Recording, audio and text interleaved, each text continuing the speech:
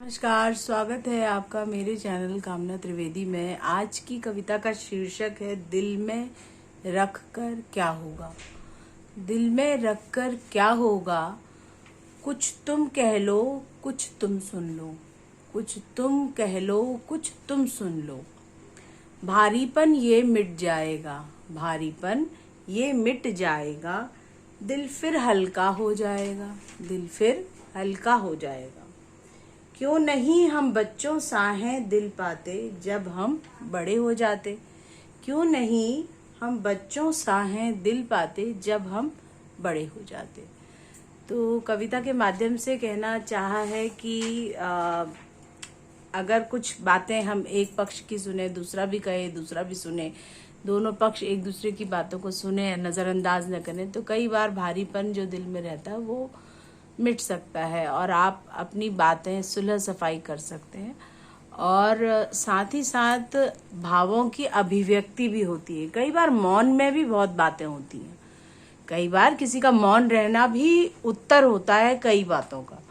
पर समझदार आदमी हो तो उस मौन को और उन इशारों को समझ पाए। अगर ना समझ होगा तो वो इशारों और मौन को भी नहीं समझ पाएगा।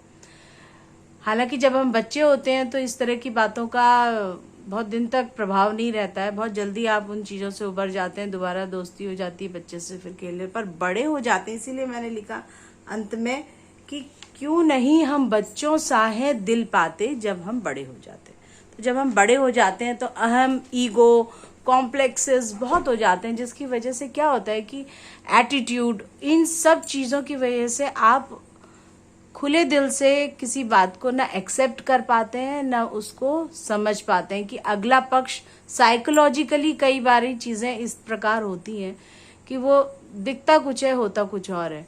और कई बार आदमी एडमेंट होता है कि नहीं, हमें तो करना ही नहीं है। तो आप मौन की अभिव्यक्ति सबसे बढ़िया अभिव्यक्ति है।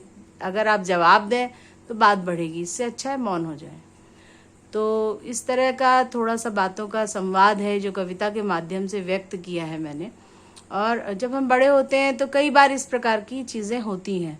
तो सॉल्यूशन बेस पे हम अगर इसको बातचीत के माध्यम से हल करें तो कोई बात ऐसी नहीं है जो सुलझ ना सके। तो इसी के साथ वाणी को मैं विराम देती हूँ। कल फिर मिलूंगी किसी और नए विचार, नई कविता के साथ। तब तक के लिए धन्यवाद। चैनल को लाइक करते रहें, सब्सक्राइब करते रहें और अपने कमेंट्स दें। और आपको ये कविताएं, छोटी छोटी कविताएं विचारों से भरी हुई